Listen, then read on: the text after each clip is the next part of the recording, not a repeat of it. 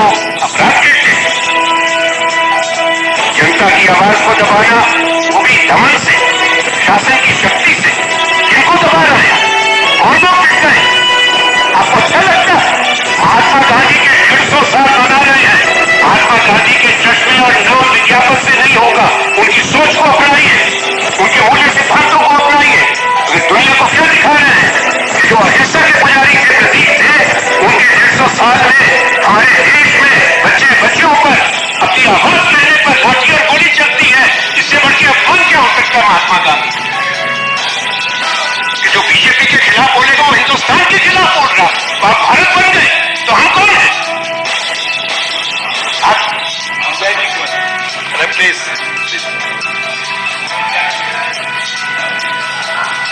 मुझे ये कहना है कि जहां तक विरोध की बात, आंदोलन की बात, आवाज उठाने की बात है, वो संविधान ने अधिकार दिया है भारत के लोगों को।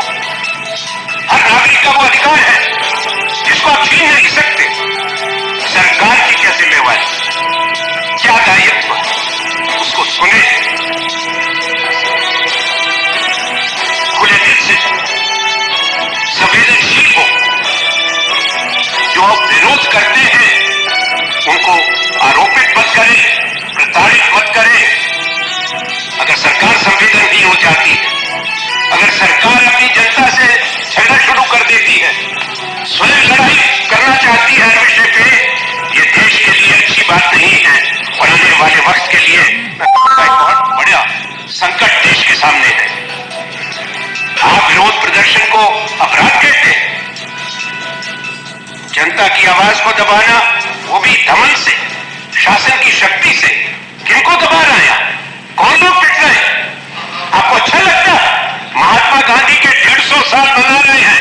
महात्मा गांधी के चश्मे और नाम विज्ञापन से नहीं होगा। उनकी सोच को अपनाइए, उनके मूल्य सिद्धांतों को अपनाइए। अगर दुनिया को क्या दिखा रहे हैं कि जो अहिंसा के पुजारी थे, प्रतीक थे, उनके 150 साल में हमारे देश में बच्चे बच्चियों पर अपनी आवाज कहने पर लाठी और गोली चलती है। इससे बढ़ के अपमान क्या हो सकता है महात्मा गांधी का? प्लीज प्लीज अभी प्रधानमंत्री को ही बोलना है, टोका टोकी मत करिए, सुनिए प्लीज। माननीय उपसभापति महोदय, मैं कहूंगा जनता की या विपक्ष की आवाज को दबाना प्रजातंत्र पर आघात है, संविधान पर चोट पहुंचाता है। और मैं इस बात को गंभीरता से कह रहा हूं और ये उम्मीद करता हूं कि ये सुनी जाएगी। आज क्या होता है, अगर कोई भी किसी भी विषय पर बात कहना चाहे तो धारा 144 तुरंत, सेक्शन 144 के माने क्या? अंग्रेजों के समय में था, ठीक है, आज भी चलता है, पर सुप्रीम कोर्ट ने भी कह दिया कि अगर कोई आपको ऐसी परिस्थिति बने, हालात हो, तभी मजिस्ट्रेट धारा 144 लगाएगा। यहां मुंह खोलने से पहले धारा 144, अश्रु गैस और लाठी, वाटर कैनन, ये तो एक नई रिवायत बन रही है। बोलने से पहले, कुछ करने से पहले, और फिर एसएमएस बंद, इंटरनेट बंद। आप दुनिया का लीडर बनना चाहते हैं, आप अच्छी चीजों के लिए नेता बने। सबसे बड़ा प्रजातंत्र है हिंदुस्तान, हम आप और हमारा देश। प्रधानमंत्री कहते हैं विश्व गुरु बनना चाहते हैं, बनिए, बड़ी सबसे बड़ी इकोनॉमी बने, मुबारक हो, हमारा देश है, जरूर बनना चाहिए। पर आप लीडर किस चीज के बन रहे हैं? इंटरनेट शटडाउन के लीडर, सिविल लिबर्टीज की कर्टेलमेंट के लीडर। ये विश्व की लीडरशिप आपने प्राप्त कर ली है। कृपा करके इस रास्ते को जरा छोड़ें और चिंतन करें जो हम कह रहे हैं। माननीय प्रधानमंत्री जी को हमने सुना उस सदन के अंदर भी, यहां भी सुनेंगे। वो देश के प्रधानमंत्री हैं, पर देश के प्रधानमंत्री ने व्याख्या की है विरोध की, अभी 2 दिन पहले दिल्ली चुनाव में। क्या कहा प्रधानमंत्री ने कि एक नेशनल प्रोजेक्ट है, देश को तोड़ने का। यह दुर्भाग्यपूर्ण है। भारत के प्रधानमंत्री को यह बात नहीं कहनी चाहिए। आज जो विरोध की आवाज उठाए वो देश को तोड़ रहा है। तो जब आप वहां पर थे और प्रधानमंत्री स्वयं गुजरात के मुख्यमंत्री थे और मोर्चा निकालते थे केंद्र सरकार के खिलाफ, विरोध करते थे, तो राष्ट्रभक्ति थी। और आज अगर हम उठाते हैं आवाज को, वो देशद्रोह हो जाता है। इससे बढ़ के गलत बात नहीं हो सकती। ये शब्द वापस लिया जाना चाहिए। मैं इसलिए कह रहा हूं कि इससे देश कमजोर होगा, देश की एकता कमजोर होगी और समाज की एकता कमजोर होगी। माननीय, जैसा मैंने कहा, विरोध करना और अभिव्यक्ति की आजादी प्रजातंत्र की बुनियाद है, ये अनिवार्य है। और हम उस आवाज को दबने नहीं देंगे, ये हमारा भी कर्तव्य है। अगर आप दबाएंगे, कोशिश करते रहे, पर हिंदुस्तान के लोग जब खड़े होते हैं, उनकी आवाज को ना अंग्रेज दबा पाए, और हम कहते हैं कोई नहीं दबा पाएगा, ना आप दबा पाएंगे। आपकी सरकार की सोच और नीति है, आपका कोऑपरेटिव फेडरलिज्म, आप आम सहमति बनाने में विश्वास नहीं करते, कंसेंसस में विश्वास नहीं करते। पहले शुरुआत में ही कॉन्फ्रंटेशन, टकराव में शुरू हो जाते हैं। आपको राज्यों से चिंता है, राज्यों की विधानसभाओं का अधिकार है कि वो प्रस्ताव क्यों करते हैं, चर्चा क्यों करते हैं। वो तो अधिकार उनका है, फेडरल कंट्री है, संघीय प्रणाली है। आपसे सवाल है, आपके माध्यम से जी, कि क्या प्रधानमंत्री जी ने ये तब सब विवादित कदम उठाने से पहले चर्चा करी थी राज्यों के मुख्यमंत्रियों से? क्या राजनीतिक दलों के नेताओं को बुलाया था? आप आम सहमति भी नहीं करना चाहते और केवल आरोप की राजनीति करना चाहते हैं और दमन की राजनीति करना चाहते हैं। इसलिए हमको आपत्ति है आप पर। आज क्या मैं कहूंगा, what is the new binary today in the country? क्या संवाद है, क्या नैरेटिव है? सरकार विरोधियों के खिलाफ, जो आपका समर्थन करें वो राष्ट्रभक्त, और हम लोग सब देशद्रोही, सब लोग तमाम राष्ट्रभक्त। आपको अपने देशभक्ति की प्रामाणिकता की आपसे, मोदी जी से, सरकार से जरूरत नहीं है। हमने इस देश के लिए संघर्ष भी किया है, बलिदान भी दिए हैं, हमारे पूर्वजों ने भी दिए हैं। हम सोचते हैं कि ये देश का, भारत का हर नागरिक देशभक्त है, भारत से प्यार करता है। आज अगर आपका सर्टिफिकेट बांटना शुरू करें तो इस देश का संसद की जरूरत नहीं रह जाएगी, संविधान के मायने खत्म हो जाएंगे, प्रजातंत्र का कोई मतलब नहीं रह जाएगा। माननीय, भारत की सेना हमारी शक्ति है। हर भारतवासी को भारत की फौज पर नाज है, उनकी बहादुरी पर, उनके बलिदान पर। वो सरहदों पे हमारी हिफाजत करते हैं, रक्षा करते हैं। भारत की सेना तिरंगे के नीचे युद्ध करती है। इस सेना को अपनी सेना कहना बंद करो। ये हिंदुस्तान की फौज है और वैसे ही रहेगी। ये फौज एक राजनीतिक दल की, एक प्रधानमंत्री और एक सरकार की नहीं। राष्ट्रपति के अभिभाषण में आपकी सरकार के मिले मैंडेट का जिक्र है। हमको कोई आपत्ति नहीं, इसी में न्यू इंडिया बनाने का है, और न्यू इंडिया बनाने का बड़ी व्याख्या इसमें भी है और माननीय प्रधानमंत्री ने भी की है।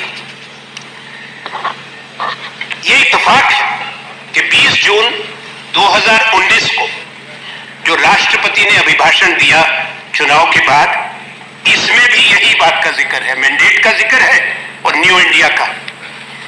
उसमें पैरा 13 और पैरा 109 में किया और यहां में पैरा 101 और पैरा 10 और 11 में किया। उस चर्चा पे हो चुकी इस विषय पे धन्यवाद प्रस्ताव भी हो चुका जून महीने में, फिर दोबारा डाल दिया। पहले पढ़ तो लिया होता कि राष्ट्रपति जी को क्या भेज रहे हो, बोल चुके हैं, चर्चा हो चुकी है, प्रस्ताव पारित हो चुका है, फिर ले आए। अब जाहिर है आपके पास कहने को चीजें कम हैं जो आवश्यक है। एक तो जो मैंने बताया, विरोधियों को हमको क्या क्या तगमा नहीं देते। पाकिस्तान तो ऐसे घूमता है चुनाव में जैसे सुबह आप भजन कर रहे हैं, भगवान का स्मरण कर रहे हैं। सुबह से शाम पाकिस्तान, जो तो आपके खिलाफ हो पाकिस्तान की आवाज बोलता है, जो आपका विरोध करता है पाकिस्तान को लाभ पहुंचाता है। तो मैं इस चीज से चिंतित हूं कि मानिए अगर कभी मान लीजिए कि अगर पाकिस्तान ही नहीं हो तो फिर क्या करोगे, फिर किससे झगड़ा शुरू करोगे, फिर क्या होगा, क्या आपका प्रोजेक्ट खराब हो जाएगा। चीन की तो बात कहां करेंगे, किसी अभिभाषण में कह दिया पड़ोसियों से रिश्ता बड़ा अच्छा है। पड़ोसियों से रिश्ता, बांग्लादेश क्या बोल रहा है, नेपाल क्या बोल रहा है, मैं माफी चाहता हूं, हम नहीं चाहते ऐसी बातें हो। अफगानिस्तान तक चिंता करता है क्योंकि आप उन सबको बदनाम करते हो, आप सबको कहते हो कि ज्यादती करते हो, वरना अफगानिस्तान के बारे में नहीं बोलना चाहिए, श्रीलंका बांग्लादेश के बारे में आपको नहीं बोलना चाहिए था। अगर सही माने में मानवता की बात करते हो, पीड़ित लोगों की बात करते हो, तो बहुत लोग पीड़ित हैं, संविधान अधिकार देता है, कानून अधिकार देते हैं, पर आप ऐसा नहीं करेंगे क्योंकि प्रश्न होता है सोच का ही नहीं, नियत की भी सवाल है। प्रश्न यह है कि आपको कौन से नए इंडिया का मैंडेट मिला। एक भारत हम जानते हैं जिसे अपने गौरवशाली अतीत पर गर्व है। आप कहते हैं कि पुराने इंडिया के अंधकार को दूर कर देंगे। ये नया भारत क्या है, कोई नया देश बनाने जा रहा है। जो भारत, असली भारत जो विरासत में मिला माननीय प्रधानमंत्री जी को, आपकी सरकार को, उस भारत में क्या कमी थी। उसी भारत में तो आपने शपथ दी थी भारत के प्रधानमंत्री की, आज उसको आपको शर्मिंदगी नजर आती है उस भारत पर। 2014 का भारत एक सम्मानित और सशक्त भारत था, एक प्रतीक था हिंदुस्तान की आजादी का। आजादी के बाद इस देश ने बड़ी उपलब्धियां हासिल करी। वही पुराना भारत, हमारा भारत, उसका जिक्र कितना किया जाए। 1947 के बाद बड़ी संस्थाएं बनी, बड़े बड़े काम हुए इस देश के अंदर। वो भारत जिसके आप प्रधानमंत्री 2014 में बने थे, वो एक परमाणु शक्ति था, 1974 में बन गया था जब इंदिरा गांधी प्रधानमंत्री थी। वो भारत अंतरिक्ष में चला गया था 1975 में जब आर्यभट्ट गया था। वही मनमोहन सिंह जी की सरकार ने, पर भारत ने 2008 में हम चंद्रमा पर पहुंच गए थे, चंद्रयान पहुंच गया था। 2013 में हमने मंगलयान को रवाना कर दिया था। देश में सरकार बदलती रहती है, देश तो वही रहता है, निरंतरता रहती है। वो भारत जो हम छोड़ के गए थे, वो $2 ट्रिलियन की इकोनॉमी था। वही भारत जिसको न्यू इंडिया आपको बनाना है। मानिए मैंने कई चीजों का उल्लेख कर दिया, सारा नहीं कहूंगा। तो पहला IIT उस भारत में 1951 में खड़गपुर में बना था। प्रधानमंत्री जी के अहमदाबाद में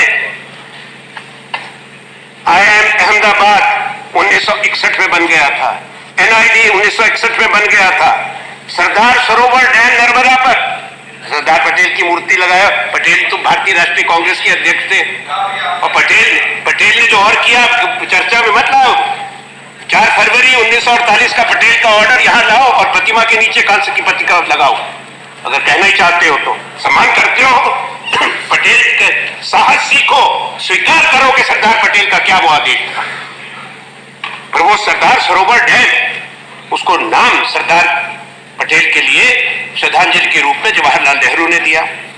वो भी 5 अप्रैल 1961 को हो गया था।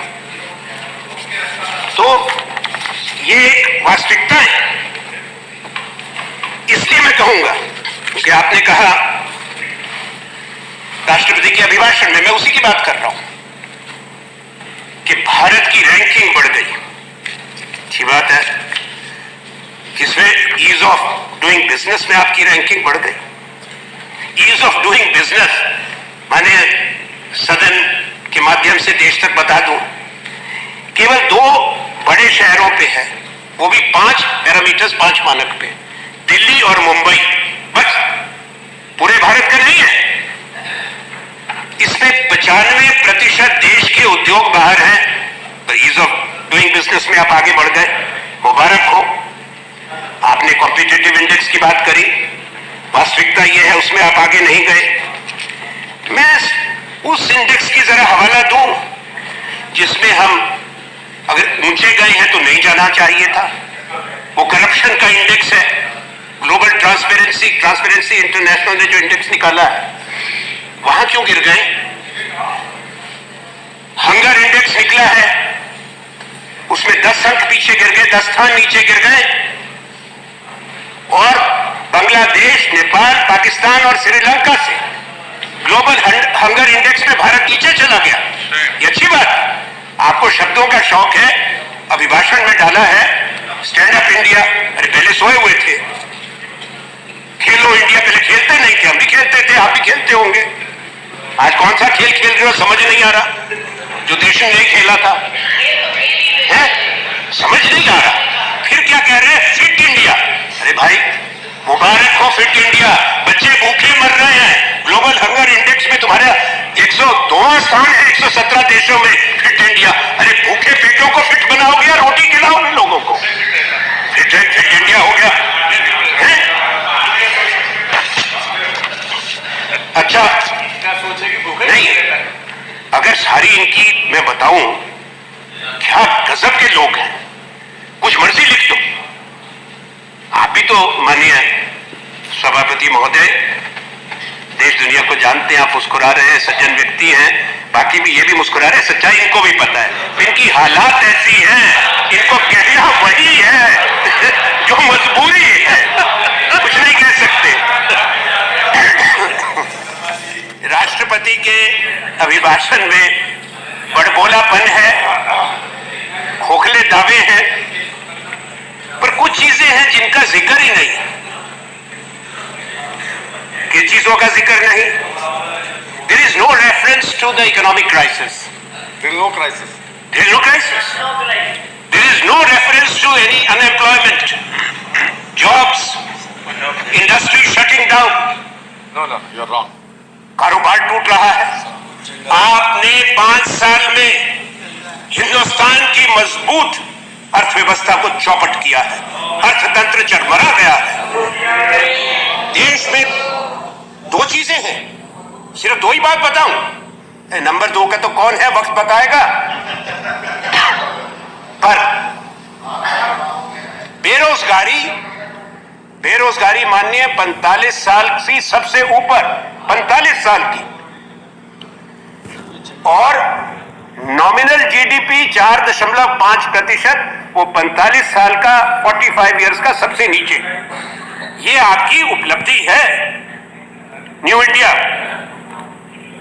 उसके साथ रोजगार पैदा नहीं हो रहे, रोजगार टूटे हैं, करोड़ों में रोजगार आपने तोड़े हैं, देश के कारखाने बंद हो रहे हैं, बाजार टूट रहा है, रुपया टूट रहा है, और आप कहते हो कोई बात चिंता की नहीं। राष्ट्रपति अभिभाषण में इसका जिक्र भी नहीं होना चाहिए। स्टार्टअप, डिजिटल, फिट इंडिया, खेलो इंडिया, ये कौन बात करेगा?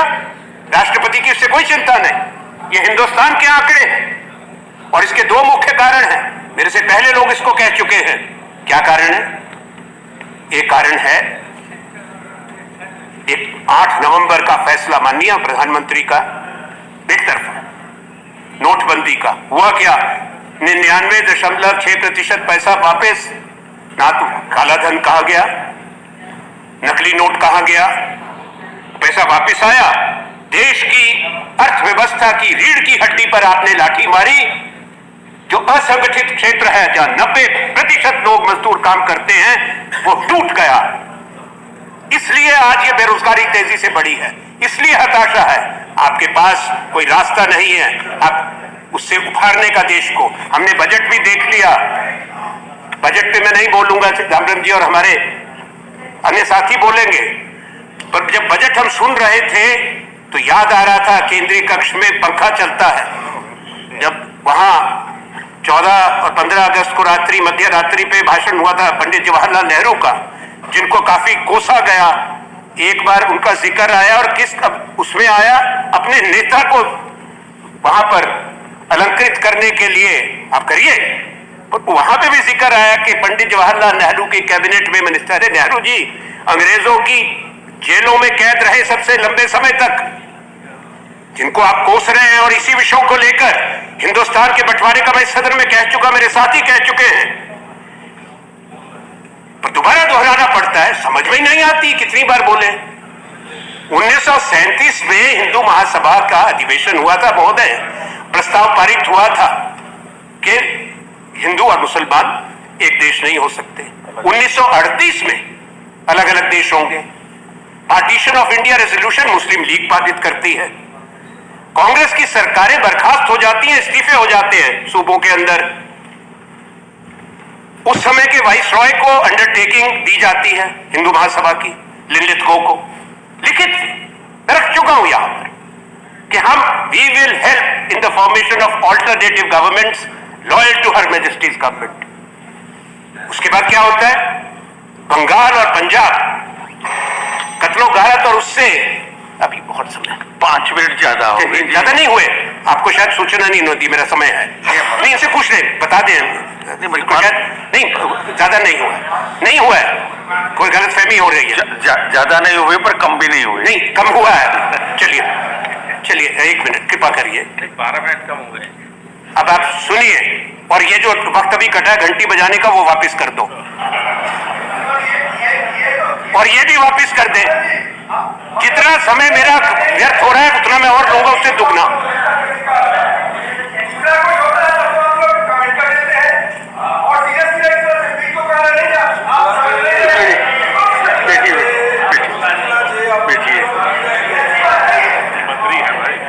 चलिए चलिए बोलिए, पूरा करना है आपको। आखिरी एक पैराग्राफ। ये तो मुझे ना बताएं कि कितना पैराग्राफ। सेंटेंस नहीं बोल रहा हूँ, पैराग्राफ। अब आप पैराग्राफ कितना समझते हैं वो तो मैं जानता हूँ। तो मुझे आपसे ये कहना है कि ये सरकार ये कहती है इसी अभिभाषण में कि $5 ट्रिलियन की इकोनॉमी बनेगी, जरूर बननी चाहिए, पर 4.5 वो जीडीपी है। तो $5 ट्रिलियन बनने के लिए निरंतर 5 साल डबल डिजिट जीडीपी की बढ़त होनी चाहिए। Uninterrupted GDP growth for 5 years. तो पहले करो फिर अभिभाषण में डालो। आपने कह दिया, सबने सुन लिया और हो गया। माननीय, what has happened in the country to the economy, what I just referred to, is because of the monumental mismanagement of the Indian economy by this government. I am saying this with full sense of responsibility. आपको मैं कहना चाहूंगा, क्योंकि आपने कहा है हमारी PSUs को बेचने का, एलआईसी को भी आप स्टेक सेल कर रहे हैं। जो मुनाफे में है, प्रॉफिट मेकिंग पीएसयूज हैं, उनको आप बेच रहे हैं, क्योंकि आपके राजस्व का बहुत बड़ा घाटा है।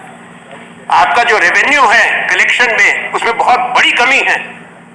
1-2 हजार करोड़ की नहीं, कम से कम 3 लाख करोड़ की कमी हो सकती है। तो आप करते क्या हैं? रिजर्व बैंक का पैसा ले लो, 1,76,000 करोड़, खुश हो गए। ये नहीं देखा कि कमी है, वो घाटे की पूरी के लिए लाए थे। उसके बाद क्या किया? कॉर्पोरेट टैक्स को 1,46,000 करोड़ दे दो। लिया क्यों था रिजर्व बैंक से पैसा? और अब क्या करोगे? बेच दो। You are embarking on a grand clearance sale of national assets which have been built over 70 years by this country, only to cover up for how you have destroyed. Please read the word strategic sale. It's not only disinvestment, the word is also strategic sale. Read the budget also carefully. हाँ, वो budget तो ऐसा था जिसको सुनते हुए काफी लोगों को समझ नहीं आया। आपको आया हो तो आपको बधाई, आपसे दिला है। हम तो आनंदित हैं। आनंदित और होंगे अभी, पर लोगों का सिर ऐसे घूम रहा था। नहीं महाराज, अभी सभापति महोदय आपको बढ़ा दिया ना? 30 मिनट हो गए। अभी नहीं, अभी बोल रहा हूँ 30 मिनट हो गए। बोल रहा हूँ अभी, और पार्टी के टाइम से भी 7 तो मिनट। मुझे यही कहना है, अभी नहीं हुआ पूरा, फिर आप वही कह रहे हैं नहीं हुआ। बोर्ड क्या कह रहा है? बोर्ड गलत कह रहा है। देश में हर चीज गलत हो रही है। गलत कह रहे हैं, इनको मालूम, इनको मालूम। चलिए देखिए, ये मशीन को इधर उधर करते तो देश को घुमा दिया इन्होंने, तो बोर्ड को छोड़ दिए। ये आरोप सही नहीं है जी आनंद जी। तो मुझे आपको एक चीज कहनी है कि ये सरकार असली मुद्दों से भाग रही है। हिम्मत नहीं है चर्चा करने की, क्योंकि माननीय प्रधानमंत्री जी और बीजेपी सत्ताधारी दल है। आपका 2014 का मैनिफेस्टो देख लें, 2019 का। आपने सब्ज बाग तो दिखाए, वायदे तो किए, पर वायदा खिलाफी की है, और वायदा खिलाफी की जवाबदेही से आप भाग रहे हैं। लोगों को गुमराह करके, भ्रामक प्रचार करके, और एक ऐसा वातावरण हिंदुस्तान के अंदर पैदा करके जिसमें असुरक्षा हो, हिंसा हो और टकराव हो। माननीय, मुझे सरकार को एक सलाह देनी है। इसको आप तो अच्छी कविता लिखते हैं, शेर व शायरी करते हैं। अब ये रनिंग कमेंट्री अगर होती रहेगी तो प्रधानमंत्री के समय भी होती रहेगी। अब चलाए, हमारे पास भी लोग हैं बोलने वाले। करिए करिए करिए करिए करिए ना, फिर तब होगा। अगर ऐसा करेंगे तो वैसा भी होगा। कमेंट्री की इजाजत नहीं होगा। कमेंट्री की इजाजत नहीं, आप बोलिए, पूरा करिए, से बात को सुने, पूरा करिए। आपके वन पैराग्राफ बोलेगा, सब वन पैराग्राफ पूरा खिलाइए, मिलना चाहिए। इधर उधर पैराग्राफ तो मैंने अपनी कलम से लिखा है। पैराग्राफ कितना बड़ा होता है, वो है पैराग्राफ का। क्या पूरा करिए, पूरा। तो मैं आपसे मांगिए, देखिए ना, मैं समझ रहा हूँ आप अच्छा बोलते हैं, पर पूरा समझते हैं। बार बार टोका टोकी अच्छी नहीं। तो मैं एक चीज कहूंगा सरकार को, जो मैं कह रहा था, एक सलाह देना चाहता हूं। वो सलाह ये है कि एक मानसिकता बदलो, विरोध की आवाज और आलोचना सुनने की क्षमता रखो, संवेदनहीनता छोड़कर संवेदनशीलता लाओ, जनता से लड़ना बंद कर दो, अपने बच्चों से लड़ना बंद कर दो। भारत के भाईचारा अगर पैदा करना चाहते हो, मैं तो निवेदन कर सकता हूं, आग्रह, प्रभु सद्बुद्धि दे, सच बोलना सीखो। गांधी के 150 साल है, सच बोलना सीखो। धन्यवाद। और ये चीज इस देश की शक्ति, बीच में मत बोलिए, विविधता में एकता है। हम बहुधर्मी देश है, बहुभाषी देश है, यही भारत की शक्ति है। इसलिए इस देश की गंगा जमनी तहजीब, जिसका जिक्र भाई त्रिवेदी जी ने भी किया था, उसको शब्दों में नहीं, उसकी हिफाजत करो, गंगा जमनी तहजीब की। इसलिए जो आपसे अलग हैं, सोच में, बोली में, धर्म में, उनका भी सम्मान करो। तभी हम कहेंगे कि आप जो कहते हैं कहीं बदल रहे हो और शायद ठीक रास्ते पर आओ। ये देश ना मेरा है ना तुम्हारा है, ये देश हमारा है, ये देश हर भारतवासी का है। इस देश की आत्मा पर चोट लगाना बंद करो, और प्रजातंत्र में और संविधान में अगर आपका विश्वास है तो हमने जो कहा है उसको गौर से सुने। माननीय प्रधानमंत्री से पहले आप चाहते थे कि हम ना बोले उनके सामने, जो इच्छा होगी जो वो बोलेंगे, अगर आवश्यकता हुई तो फिर भी बोलेंगे। धन्यवाद। जय हिंद।